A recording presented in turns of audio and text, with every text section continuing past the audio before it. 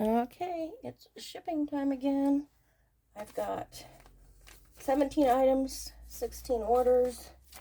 This one, set of two. So that's combined shipping on that one. Going to go in on the computer and check. It's morning, people. I'm sorry. I have to check I have to check the shipping, make sure all the numbers are correct. That's what I have to do. Again, it's morning. My apologies. I tried to do some editing last time, cutting out like little bits of like this right here, the randomness. And yeah, couldn't get my phone to do it correctly. I'd cut out a piece and it would cut out a different random piece, and I'm like, it gets aggravating. Not gonna lie. So, yeah, just running over all of them, making sure we've got the proper numbers in everywhere. I don't know how particular I need to be with, you know, 4 ounce items that, uh, but they are basically all the same size and stuff. I just make sure that it's in as correctly as possible. I have been getting several international orders through the eBay shipping program, so I constantly want to make sure that those have the right numbers in, because that's how they know to um, that's how they know to charge them proper amount of shipping. Because I do flat shipping on mine, so it's not something I really technically have to worry about. So, yeah. I'm not super talkative today. Seriously, it's just morning. I don't know what the deal is. I know I was talking about, I was going to talk about what I purposefully did when it came to creating my eBay store. We're going to print labels, so it's going to be noisy for a sec. But I think I'm going to try and talk about that stuff. If I sound a little sorry about that. It's morning and I don't talk to people. There it goes. You could hear me on the last one. Uh-oh. Something happened.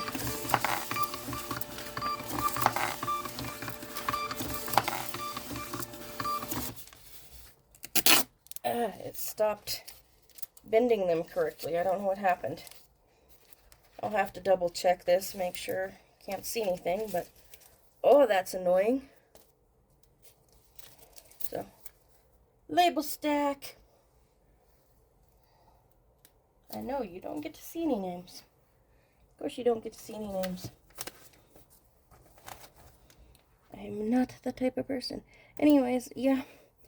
So, it was about a year and a half ago, I realized I really needed to create business in more of the way that you actually create a business. I know a lot of resellers just do the basic kind of, oh, I go out, I buy stuff, I sell stuff. And they know that they need to learn a little bit more about things and, you know, learn what sells and do the sell-through rate and all that stuff, which is good. But I couldn't just do that. I didn't have the space to be able to accomplish that. And honestly, I hate sourcing. This is going out to Dorothy. But yeah, I hate sourcing, so I just was like, how do I do the sourcing portion that I just dislike so much?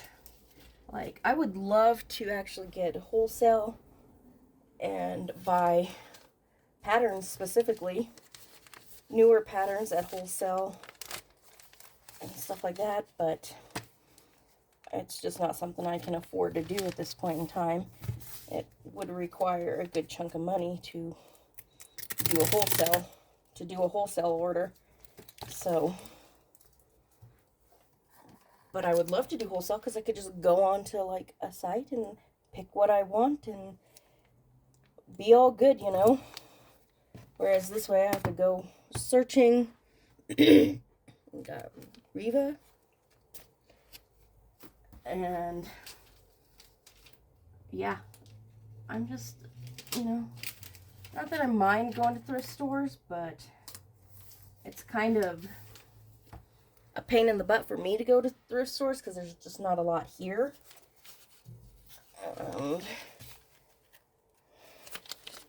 Kimberly. And I just don't want to have to learn.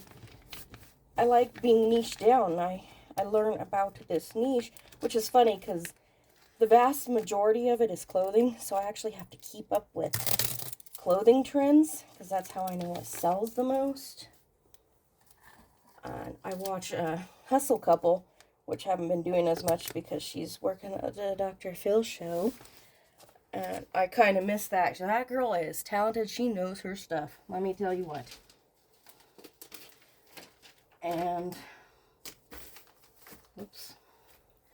Yeah, it's just, I love watching her because I definitely learn a ton from her. But I was researching the other day, kind of seeing what's coming out with the spring trends. I know everybody's been talking about 80s coming back, and there might be a little bit of 80s that comes back. But, yeah, I don't.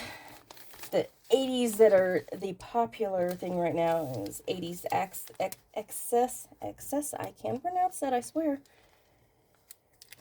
And it's just a little, it's very niche in and of itself to certain people. So, I don't see that one. I was hoping for a little more 80s because 80s patterns are easy to find and not easy to sell. Oh, this is going to Charles. And yeah, but I have to keep up on clothing trends, which is crazy. And I think originally one of the reasons I didn't want to do clothing was because I really don't want to keep up on clothing trends. Oddly enough, keeping up on clothing trends for sewing patterns versus going out and actually binding clothing is a lot better. It's a lot easier. I like it a lot more. This is cute. American Girl doll. Little outfits of the world. Let's scroll down a little so that I know who things are going to. Evelyn. But yeah. So when deciding what I needed to do, I was like, okay, I have no space. I need to be able to get small stuff. And it'd be nice to be able to. I mean, you know, the it thing right now. Everybody get high sell-through rate and high price and stuff like that. And it's like, it becomes obvious pretty quickly when you try that if it's something doable in your area. And let's just say a lot of resellers out there have discovered that it ain't easy in their area. And so I had to start thinking about what I wanted to do because I knew I needed to niche down if I wanted to be able to source, because I'm going to have to do most of my sourcing like online and stuff like that because there's just not the stuff in my area. Quilt pattern. I don't know if it'll fit in one of these. It should.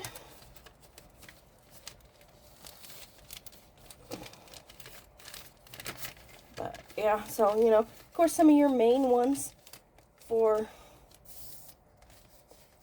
small items, you got ephemera, which doesn't interest me a whole lot. And then you've got jewelry, of course, which I've done. And it's so oversaturated. So I started thinking, you know, what is stuff that I do like? And what sort of you know, small things might not be as saturated of a market. And I like crafts, of course, because I do crafts. This is going to Nikki. And I was just, you know, thinking of small things in crafts, and sewing patterns kind of came to mind. And I knew that while they would take up some space, that they were something that I should be able to create a spot for, you know. So I started looking into that, and I tell you what, a year and a half ago, you could get patterns a lot cheaper. For some odd reason, several other people decided to get into the market recently, and I don't know, I don't think half of them will stick around very long when they realize just how hard it is and what a small margin most patterns are. Goes to Beth.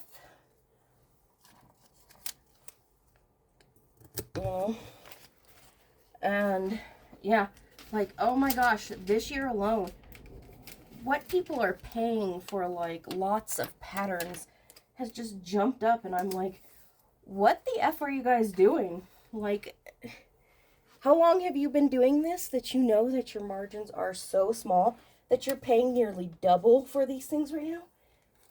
And that's what's keeping me from scaling up too awful easily. It's just the vast number of people overpaying for these things. Like, sure, I could do that, but I'll be doing twice the amount of work for the same amount of money, and that's just stupid. So I'm scaling up a lot slower than I would like because I'm just not getting what I need. And then after the holidays, just finding the lots has been really slow. I'm hoping that as summer comes in, spring comes in, people start cleaning out a little bit more and stuff like that. And that, you know, lots of these things will show up. This goes to Paul and Marva. I'm going to assume this goes to Marva. I don't know, if Paul wants to wear it, he'd look cute in it. Yeah. But I had to... So I'd taken the time to specifically pick out a niche that I was going to work in, and I started, you know, learning a little bit more about it. And I don't just do sewing patterns. I do have cross-stitch patterns and quilt patterns. They don't quite sell the same way that sewing patterns do. Like, I've got some cross-stitch patterns I got several years ago that are just sitting around because the sell-through rate on that is extremely horrible in comparison to sewing patterns. But when you find the right patterns, especially when you find the right cross-stitch patterns, there are cross-stitch patterns out there that sell for hundreds of dollars. Not even kidding. But of course, you know, you have to find them, and one of the reasons that they are hard to find is because they are hard to find. One of the reasons they sell for so much is because they are out of print and hard to find. This goes to Barbara. And yeah, but when you can find them, I actually found a lot on eBay. I was kind of surprised nobody bid on it. And I didn't initially bid on it. I just watched it because I figured people would bid on it. It had a Blackbird Designs in it, which the owner of that passed away a few years ago. And people have been trying to buy it from the family, but the family's not selling, so there's all this stuff out there. And nothing's being printed anymore. So there's just tons of it out there well, there's not tons of it out there. There's a bunch of the old stuff out there that isn't being created anymore. So people are looking for it and wanting it, and she was already like super popular to begin with. So there was a Blackbird Designs in there. There were, I can't even think of which ones, but there were several of them in there. It was like 40 patterns, and it was about $40, and nobody bid on it, and I was kind of surprised because several of the patterns that were in there. So I went ahead and bid on it, got it for, about $1 a pattern, and the Blackbird design in there sold for $45, like, within a day of listing it. Tara, this goes to Tara. And that's the thing, when you're niched, you still have to do your research. You still have to keep up with trends and what people are into and stuff like that. And it is easier for sewing patterns versus like cross stitch and stuff like that. I just think it's easier to find the trends because a lot of sewing patterns, again, are clothing, and you have to keep up on clothing trends, which is easy to do. And to keep up on like cross stitch trends and stuff like that, you just have to really continuously be part of the community, which, isn't that hard of a thing to do. But I kind of go in and out of liking cross stitch and quilting and stuff like that. So sewing patterns, again, just made more sense with, how much they sell, how quickly they sell, cost of goods, space for them, all of those things. This one goes out to Jane.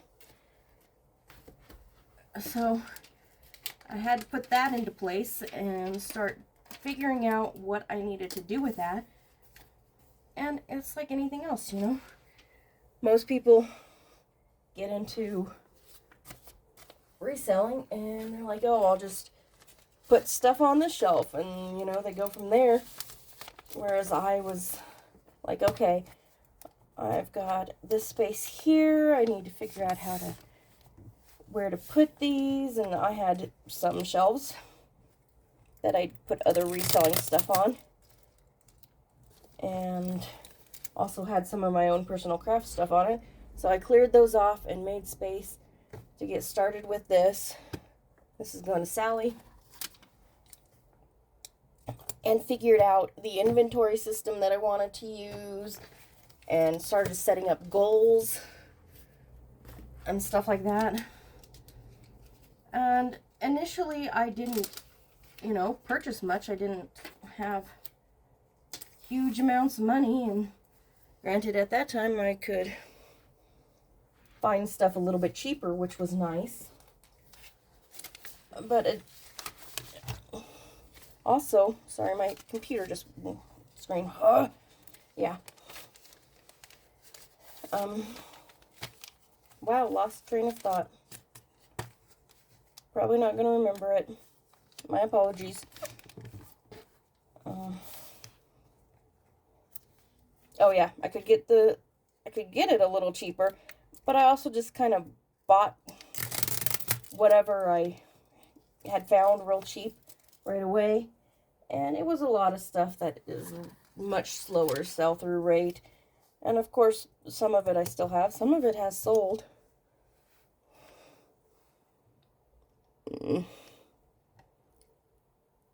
Goes to Kristen. But with that, and I'm a hands-on learner, so even though like I kind of knew what to be looking for and stuff like that, just I think price will always kind of grab me more than anything else. But I'm a hands-on learner, so buying that stuff and learning, kind of seeing what was selling and what wasn't. And initially, I tell you what, kids' patterns did not sell. When I first did this, kids' patterns did not sell. I could not find kids' patterns that would sell. Oddly enough, kids' patterns have started selling, and I think during the spring, you get a lot of moms and grandmas, wanting to make the stuff for their kids and grandkids. This is going to Dawn. So it is certain times of the year sort of thing. kids' costumes can sell. They generally don't sell for much. If you want costumes that are gonna bring you in some money, they're gonna have to be adult costumes. Generally, they will be stuff that can also be used for like cosplay and stuff like that as well. This goes to Linda. I feel like Linda is a repeat buyer. The name looks familiar. Not just the first name, the last name too. I'm not telling you her last name.